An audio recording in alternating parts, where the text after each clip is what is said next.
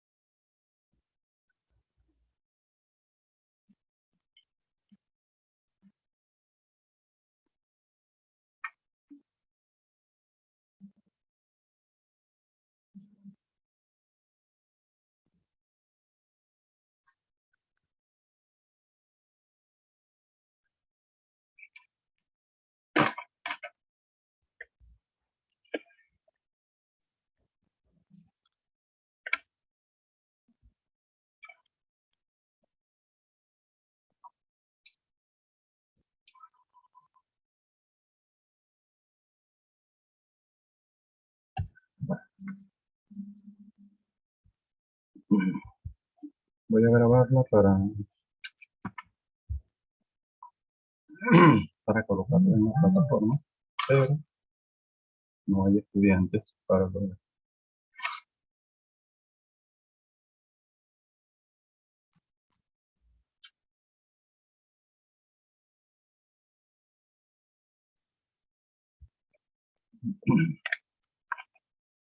Pero bueno, aparte.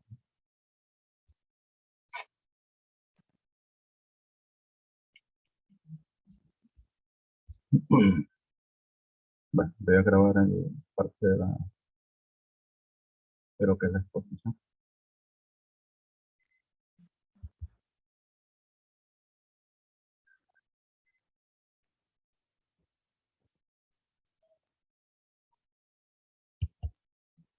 Compartir pantalla. Bueno,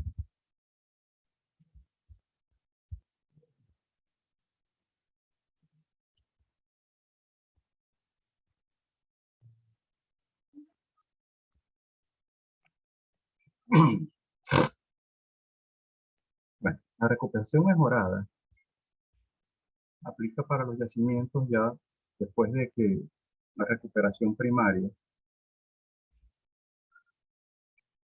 ha alcanzado el máximo de aporte que podría lograrse a través de eso. En el caso de los crudos pesados, es bastante común que los factores de recobro sean demasiado bajos. Y en muchos yacimientos, básicamente, el paso a recuperación adicional es instantáneo. La mayoría de los crudos pesados, los métodos que han resultado más atractivos son los métodos térmicos. Entonces, en esta parte vamos a hablar de la parte de recuperación mejorada o adicional empleando métodos térmicos. Los métodos térmicos se basan en el suministro de calor a la roca y al petróleo que está dentro del yacimiento. Normalmente crudos pesados de baja densidad y, y alta viscosidad. Un momento, por favor.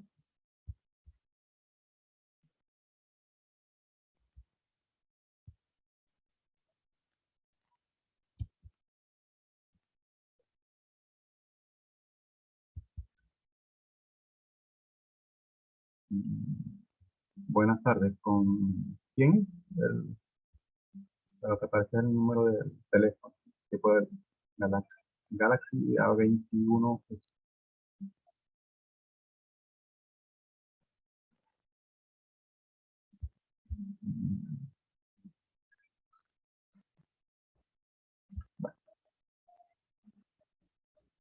¿Eres la única persona que está asistiendo ahorita aquí?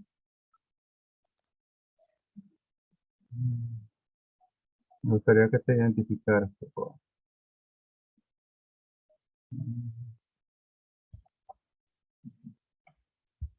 Bueno, ya a pasar al...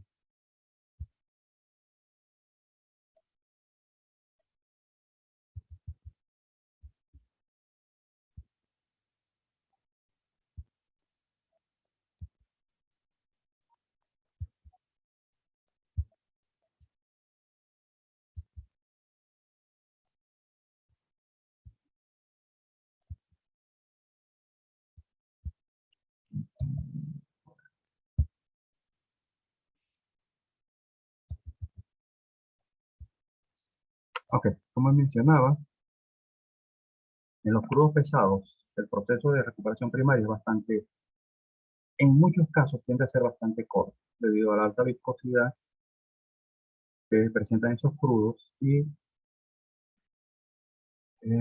alta y baja densidad, ¿sí? Y alta densidad. Bajo gravedad PI, alta densidad. Entonces, en el método más utilizado para la parte de lo que es aumentar el recobro de petróleo pesado de los yacimientos son los métodos térmicos.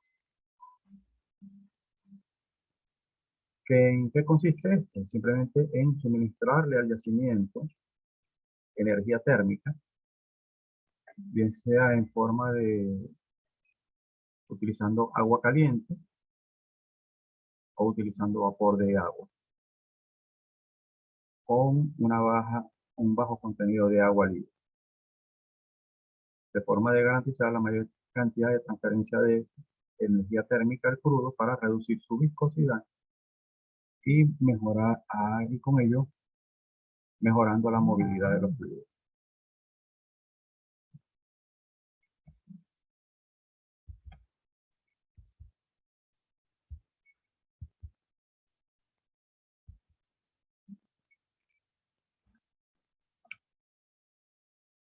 Los métodos de recuperación térmica, básicamente, podemos ver desde el punto de vista de lo que es recuperación. Los métodos químicos realmente pues, llegan a obtener factores de recobro bastante bajos. Los de inyección de fluidos, agua, gas, gases raros, nitrógeno y CO2 e hidrógeno, presentan mejoras en los recobros. Los térmicos normalmente se asocian a lo que se llama recuperación de crudos pesados. Los crudos pesados en la actualidad, por lo menos en el caso venezolano, representan, yo creo, aproximadamente un 70% de las reservas, más del 70% de las reservas, y desde el punto de vista de producción prácticamente no deben llegar ni a un 10% de lo que se está produciendo. La mayor parte de la producción actual de Venezuela es crudos pesados o medianos, muy pocos livianos.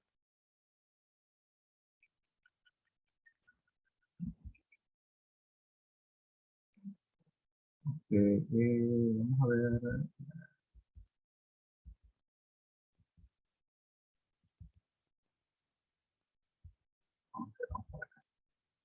Ok, los métodos térmicos más utilizados históricamente han sido la inyección de vapor alternada. Se desarrollaron algunas pruebas pilotos de inyección de agua caliente, que aunque tuvieron un buen resultado, realmente no fueron lo suficientemente atractivos. En vista de eso, se trató de ir a lo que se llamaba inyección continua de vapor mediante arreglos de pozo. De esto se hicieron varias pruebas pilotos, algunas de las cuales resultaron atractivas. En el caso venezolano, a nivel de Yajuana, se desarrolló tal vez uno de los proyectos de recuperación por inyección continua de vapor más efectivos a nivel mundial. En Indonesia también hay un proyecto también de inyección continua que también fue bastante efectivo, y creo que otro en California. Como resultado de una prueba piloto fallida que ocurrió en el campo Bachaquero, en la costa oriental del lago de Maracaibo, el- la falla de la suspensión del proceso de inyección debido a que hubo irrupción de vapor en superficie, después de haber tenido unos pocos días de inyectando vapor en forma continua. Cuando meses posteriores o fechas posteriores se decidió poner en producción nuevamente los pozos, ya que la prueba no se iba a continuar, la respuesta de producción del pozo fue muy buena. Como resultado de eso, por una falla, apareció lo que se llamaba inyección, o lo que se llama inyección alternada de vapor. Se conoce como inyección alternada de vapor. Y que tal vez es el método térmico que más se ha utilizado a nivel mundial y del cual proviene la mayor parte de las reservas por recuperación térmica que tenemos. se han logrado alcanzar alrededor del mundo. Hubo otros proyectos de recuperación térmica, como el caso de combustión in situ, que nació básicamente para crudos medianos. Fue un proyecto desarrollado básicamente para crudos medianos y que sin embargo, precisamente por el efecto que tiene de que al generar el encendido del petróleo dentro del yacimiento, todo el calor se iba a generar en este y permitía lograr temperaturas mucho más elevadas que las que se generan con la inyección simple de vapor. Aparte que la inyección de vapor alternada simplemente afecta a la zona alrededor del pozo. La inyección continua afecta en, en el tiempo, afecta al yacimiento completo o a la zona del yacimiento que esté siendo sometida al proyecto. Igual sucede con la combustión in situ. Tanto en el caso de inyección continua como combustión in situ, siempre el problema ha sido de cómo controlar el avance del frente de invasión con el fluido caliente. O en el caso de combustión in situ, la posibilidad de que se apague el fuego, que ha ocurrido también. Y el proyecto simplemente se para porque no hay más avance del frente de invasión. En años recientes ha habido otros cambios, han aparecido otras formas, sobre todo tratando de extender más la aplicación de, por lo menos la inyección alternada, de ver cómo pudiera hacer una reducción de los costos operativos asociados a eso, porque los gastos energéticos para generar el vapor son bastante elevados. Y la zona del crecimiento, que por lo menos en inyección alternada se podía afectar, era muy limitada. Con el desarrollo de la con más eficiencia de la tecnología de los pozos horizontales, nace una combinación que se estudió en Canadá, que es lo que se llama drenaje por gravedad asistido por vapor. En este caso estamos hablando de un sistema donde se emplean dos pozos horizontales, separados verticalmente por unos 10 pies. Y la idea básica de este proceso es inyectar, o sea, primero la sección horizontal, en lugar de, implica que puedo afectar cerca de 1000 pies de yacimiento en horizontal, más lo que me pueda alcanzar desde el punto de vista lateral con respecto a la posición del pozo horizontal. Entonces el volumen de roca que podía ser, en este caso, tratada con vapor puede ser mucho más alto. Los dos pozos fueron diseñados para ser ubicados uno encima del otro, posicionalmente. Hay una versión de este tipo de proceso donde los pozos ya no están uno encima del otro, sino uno al lado de otro. Y un poquito más adelante vamos a hablar de esa variación. Entonces, en este caso, se inyecta el vapor en el pozo superior y se va a generar el vapor, es mucho más ligero que el petróleo, y una de las cosas es que va a generar hacia la parte alta de la formación donde están estos dos pozos, lo que se llama una cámara de vapor. Esa cámara de vapor va a concentrar el vapor que se está inyectando, mientras ella crece va calentando petróleo, el cual, por efecto de gravedad, va a fluir hacia el pozo horizontal que se encuentra más abajo. Ese petróleo más fluido, entonces va a fluir hacia el pozo que está mucho más, 10 pies más abajo del pozo donde se está inyectando, y de allí iría al sistema de producción. De ahí sería extraído por el sistema de producción y enviado a superficie. Como les digo, se trató de una versión que hay con esto,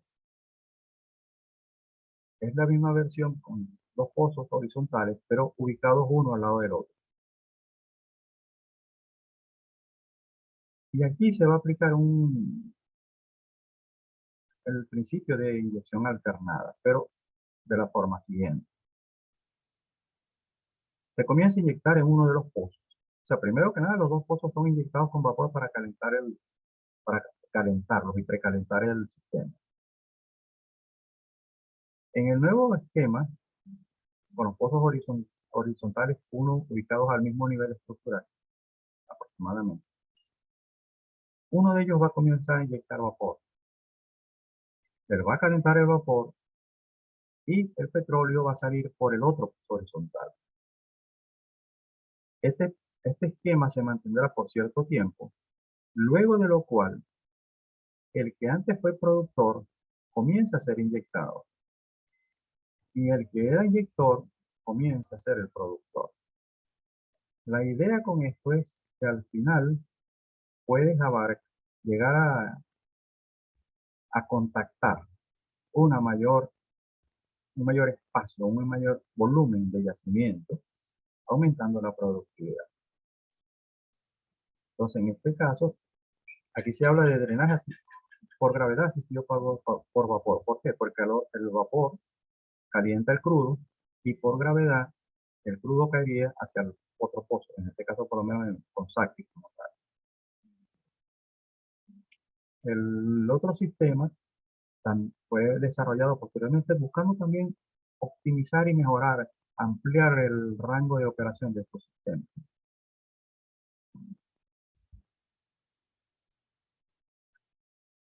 Con respecto al SACDI, como se ve aquí, se han desarrollado otros esquemas, incluyendo uno, el VAPEX, que aquí no se va a inyectar vapor, no se inyecta vapor de agua. Se inyecta es un vapor hidrocarburos que a condiciones de presión y temperatura del yacimiento, a superficies líquidas, pero a condiciones de presión y temperatura del yacimiento que se va a tratar, el vapor se expande, se convierte en vapor. Ese líquido se convierte en vapor.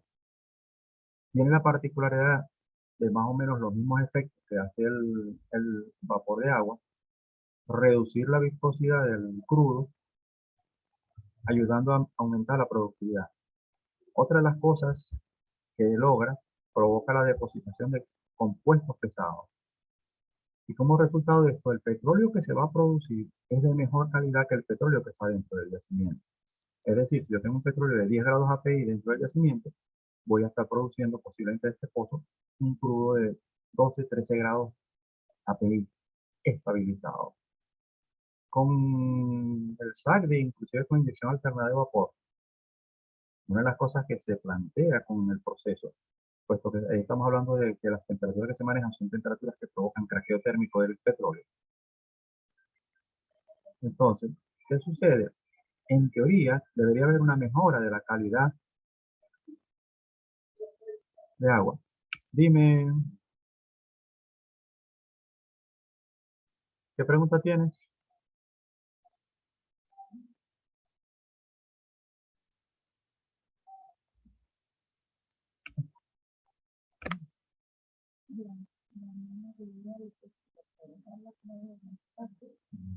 No, aparte que yo no me lo sé. Usted se lo sabe nada más de mí.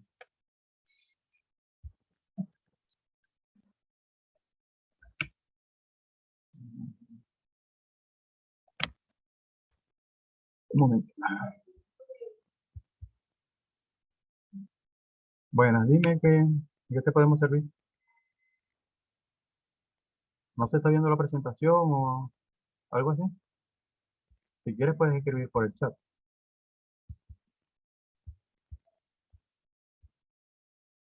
Ah, no puedes activar el audio. Entonces no escuchas nada.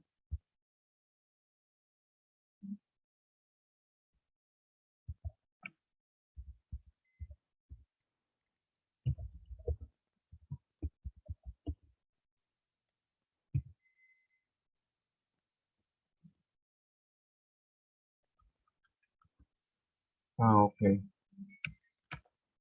Si tienes alguna pregunta,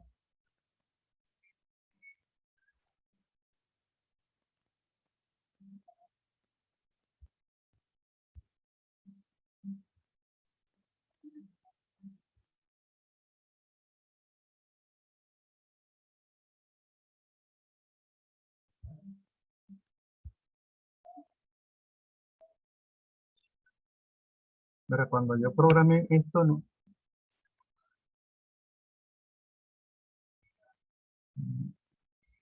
Ok, ¿qué es lo que sucede? Las temperaturas a las que se maneja el vapor de agua son temperaturas muy altas. Si llegaste a ver refinación, hay un proceso que se llama craqueo térmico. Las temperaturas que se logran allí provocan que las moléculas pesadas de hidrocarburos se rompan. ¿Ok? Y en ese romperse producen hidrocarburos más ligeros. Entonces la mezcla de hidrocarburos resulta más ligera. Ahora, ¿qué sucede con el craqueo térmico como tal, como proceso? Al iniciarse el proceso de craqueo de los crudos, se van a dar reacciones que, como te digo, van a llevar a que la calidad general del petróleo mejore. Pero en ese mismo proceso que va a provocar esa ruptura y esa mejora del petróleo, también van a haber reacciones que tienden a hacer lo contrario, a crear moléculas más pesadas. Entonces, en un proceso normal de inyección de vapor, hay la mejora del crudo, pero el asunto es que esa mejora no se estabiliza. El craqueo térmico, en el caso de refinación, fue el primer proceso que se utilizó para producir mayores volúmenes de productos a partir del petróleo. Pero una de las cosas era que después tú esos productos tenías que tratarlos porque quedaban contaminados con otros compuestos que no eran queridos, pero eran producto del mismo proceso de craqueo térmico. Al craqueo térmico lo sustituyó lo que se llama el craqueo catalítico, donde se utiliza un catalizador y ese catalizador es como yo siempre lo defino coloquialmente, que no tiene que tomarse como tal, como si fuera un director de orquesta. Es decir, ese catalizador lo que hace es que promueve cierto tipo de reacciones y al mismo tiempo inhibe otro tipo de reacciones. Entonces, como resultado del craqueo catalítico, tú finalmente sí logras mejorar la calidad de los productos que obtienes. Y te limitabas y eliminabas en refinación los procesos posteriores al petróleo que se dañaba o que no resultaba de la calidad deseada precisamente por las reacciones no deseables. Entonces, en los procesos térmicos como tal, con inyección alternada, inyección continua, eh, combustión in situ, tienen la particularidad de que pueden lograr eso, provocar el craqueo térmico. Pero el problema siempre ha sido la estabilización de los productos del resultante, para que la calidad de lo que se produjera fuera mejor. Una de las cosas que se ha hecho con las nuevas versiones de vapor, de inyección de vapor para mejorar los procesos, y, y básicamente dirigido a la combustión in situ, es el proceso TAI. TAI-CAPE, para ser más. TAI es un proceso parecido al SACDI, pero los niveles de temperatura que se alcanzan son mucho mayores y ese me va a causar es la parte, y para poder generar esas temperaturas, él va a consumir petróleo del yacimiento, pero al mismo tiempo va a provocar un craqueo térmico de tal magnitud en en los productos que puede lograrse si tú estabilizas las reacciones que van a ocurrir allí Y hay procesos que se han diseñado, el Type Capri. El Capri es el uso de un catalizador en el fotoproductor que hace que los productos que vienen producto de esa combustión se van a estabilizar. El resultado final es que tú puedes mejorar la calidad de crudo del que está en el yacimiento en casi 10 grados API. O sea, tú puedes tener un crudo de 10 grados API en el yacimiento y estar produciendo en los pozos productores del proyecto de combustión in situ un crudo de cerca de 20 grados API. Mucha mejor, de mejor calidad, más, más rentable para su venta. Entonces, desde que se conoce la parte de lo que puede lograrse con la inyección de vapor, se ha visto que dentro de las reacciones que hay, sucede eso, sucede un craqueo térmico, mejora la calidad del crudo en el momento, pero no se puede estar a la final, cuando tú ves el producto final, la mejora puede ser, si tienes un crudo de 10,2 grados API, terminas con un crudo de 10,4 grados API, o sea, bastante poco. Solamente en el caso del Type Capri, que es un proyecto, como te digo, es un método de combustión in situ, es que se ha visto que en las pruebas pilotos que se han hecho, sí se ha logrado lograr un producto final, un petróleo producido, que mejora en las pruebas sí, es que han logrado entre 6 y 7 grados API de mejora. Pero es cuestión de ver cómo se maneja el proceso para poder lograr las mejoras que en teoría se pueden lograr. A nivel de laboratorio, en pruebas pilotos, tú puedes lograr muchas cosas. En teoría, eso se da en las reacciones, pero lograrlo, mantenerlo y asegurar que se dé al final en el producto final de lo que va a salir de los pozos es lo diferente. Es decir,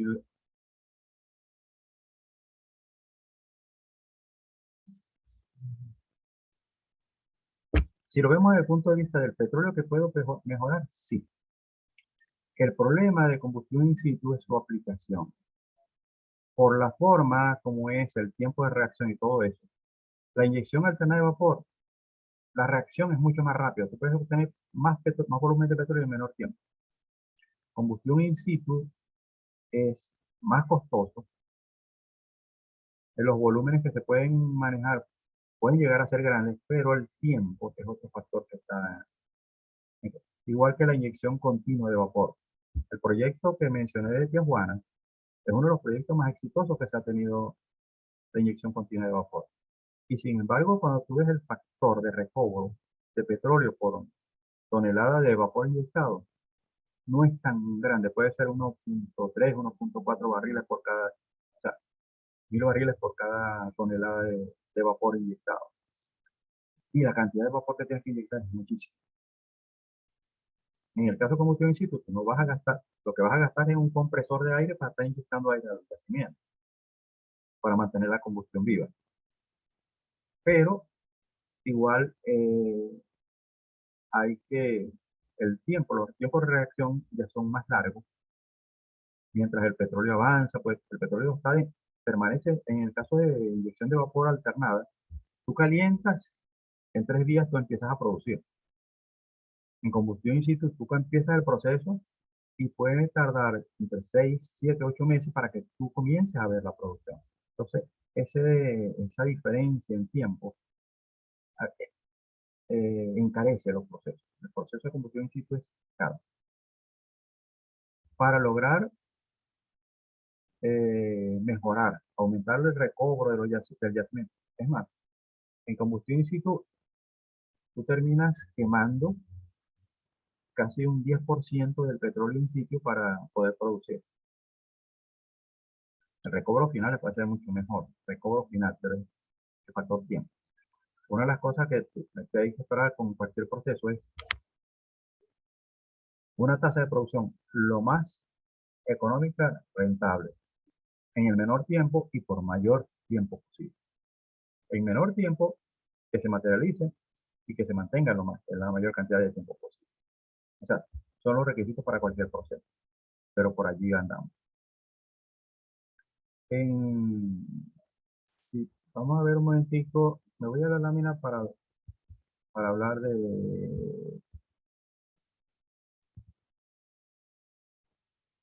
o sea, el SACBI es la versión con pozos horizontales de la inyección alternada de vapor. VAPEX no es vapor de agua, es vapores de hidrocarburos, o sea, un solvente, producto de refinación, pero que a cierta temperatura se vaporiza, se puede utilizar para VAPEX. Aquí también los solventes son costosos, entonces eso también es una limitación para eso, por eso ella ha estado envuelto en varios casos. Abajo está uno que se llama ESCSAED. Ok, en este caso combinan los dos. Combinan el VAPEX con el SACBI. Es decir, inyectan vapores de vapor de agua e inyectan solvente. Tratar de conseguir lo mejor de los dos. ¿Qué están buscando aquí? Abaratar costos. Tratar de lograr lo mismo, pero abaratar costos. El XSAGD, modificación geométrica del pozo inyector, se encuentran perpendicular al pozo productor. O sea, es decir, básicamente están al mismo nivel. En RSAP, una pequeña cantidad de solventes agregado al vapor solvente, más al vapor. Solvente más vapor son los que van a actuar. Es un solvente más liviano. Fíjate que aquí están tratando de jugar dos elementos que han visto que dar buen resultado. El SGD me da buenas producciones. El VAPEX también lo hace, pero el SGD es muy caro. El VAPEX también es caro.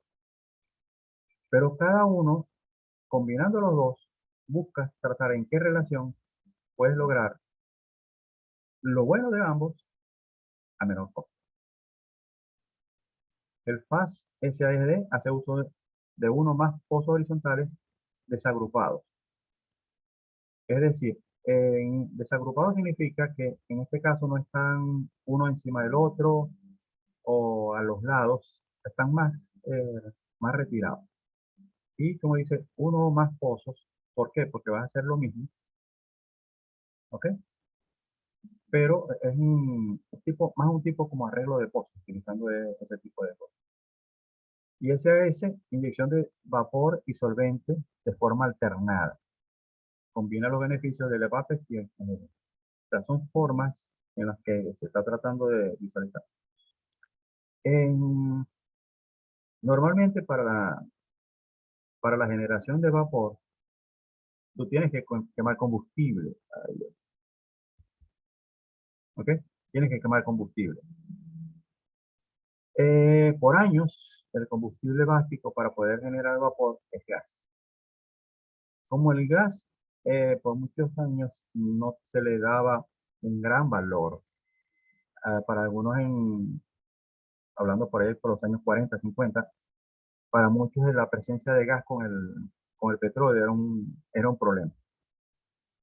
Sobre todo por el ministerio, porque como el gas tiene que ver mucho con la energía del yacimiento, lo ideal es no producir tanto petróleo, tanto gas con el petróleo.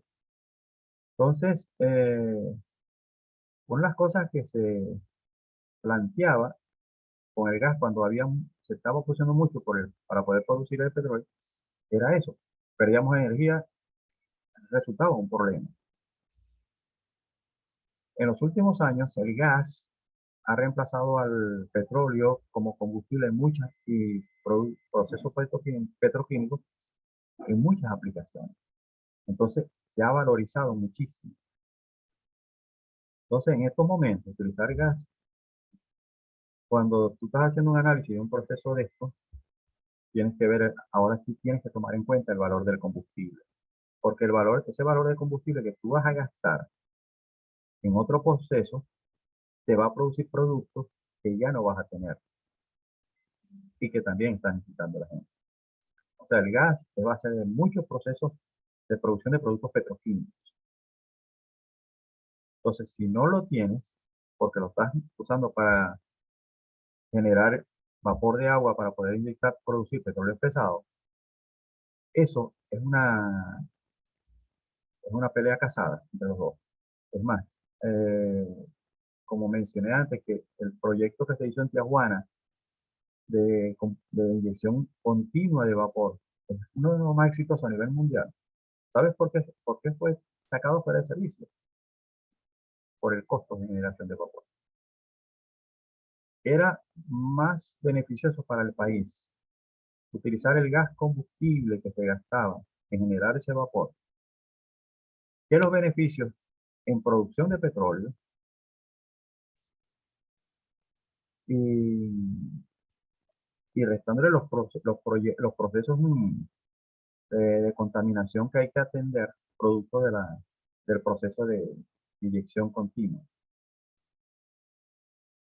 Respecto al valor que tenía ese gas utilizado en procesos petroquímicos.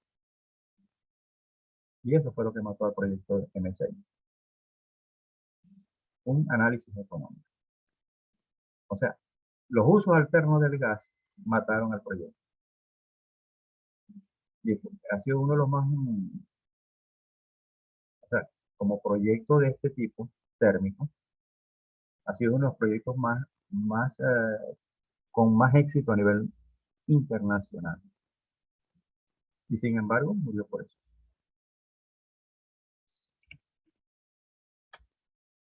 Mm,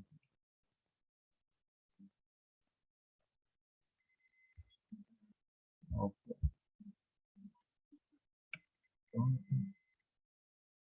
Entonces, fíjate, de los procesos térmicos, si vemos lo que mostré ahorita, que hay unos térmicos, SACDI, el Exagdi también es un térmico, o sea, utiliza vapor de agua. Y fíjate que ahí los demás están más en función de tratar de mezclar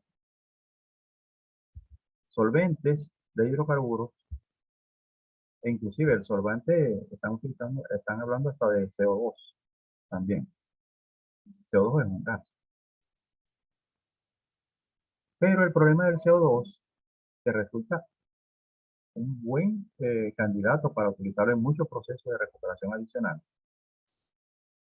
El problema del CO2 es lo que se llama un gas de efecto invernadero, producto de la quema de combustibles en vehículos.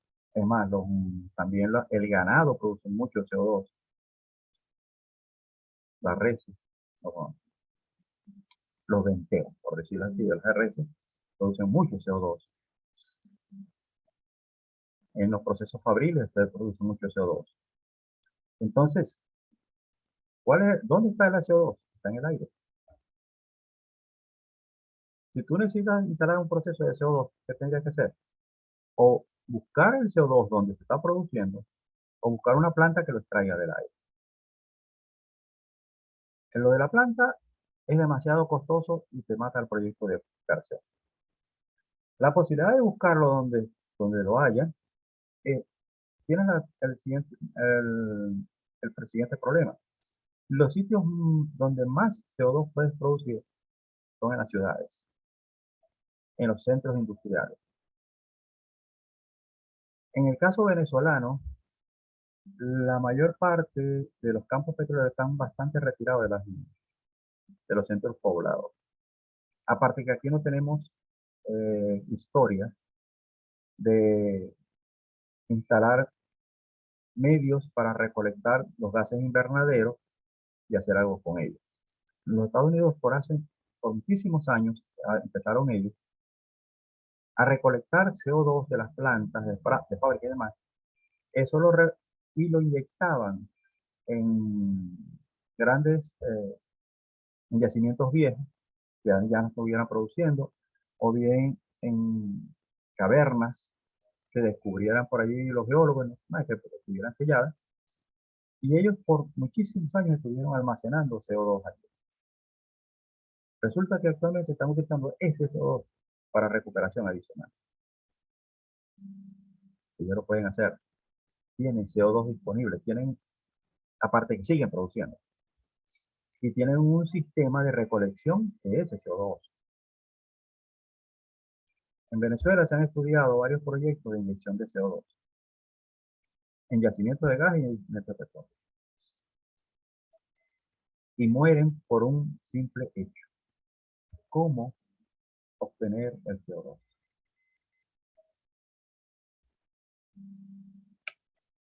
¿Cómo obtener suficiente CO2 para desarrollar un proyecto de ese tipo?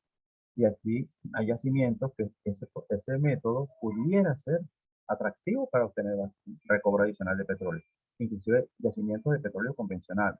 Y cuando hablamos de petróleo convencional estamos hablando de livianos y medianos.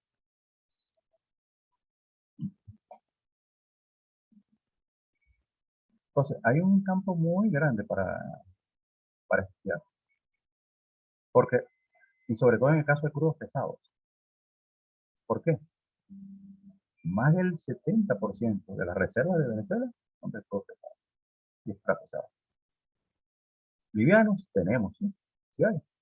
Y aún se pudiera conseguir algo más también, pero ya no tanto como teníamos antes. Y por lo menos, entonces el petróleo que tenemos, aparte de ser pesado, tiene alto contenido de vanadio, metal, o sea, tiene muchos metales pesados. O sea, no es un crudo de una calidad, sobre todo la faja, no es un crudo de muy buena calidad. Entonces, para mejorarlo, tienes que hacer otras cosas y convertirlo en un petróleo de mejor calidad. Aquí se instalaron 3 mejoradores de crudo para la faja. El resultado de esos mejoradores, que son procesos de craqueo térmico, coquisificación retardada, coquización retardada, bueno, eh, el problema de eso es la producción de coque, carbón derivado del petróleo, que hay de esos procesos. Hay cerros de carbón, de coque en Puerto La Cruz, en las refinerías que tenemos, en todas las refinerías tenemos, pues tenemos coquizadores en casi todas las refinerías. En los 3 mejoradores hay cerros de coque, porque no se ha creado un mercado lo suficientemente grande para poderle vender todo eso. Y resulta que ha creado problemas ambientales en todas las partes donde hay esas acumulaciones. Bueno, vamos a dejar esto por aquí. No sé si tienes otra pregunta que...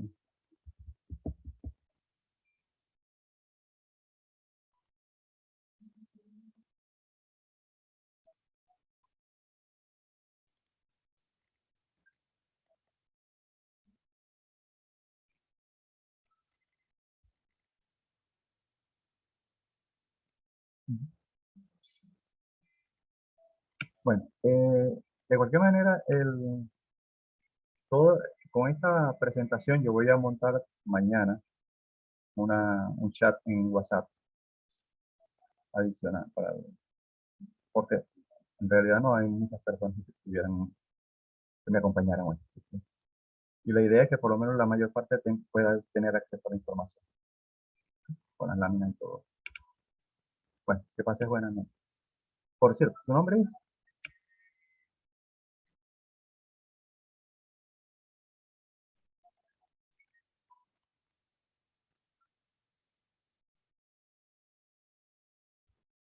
Ok, Carlos. Está bien. Bueno, que pases buenas noches. Vamos a finalizar la reunión.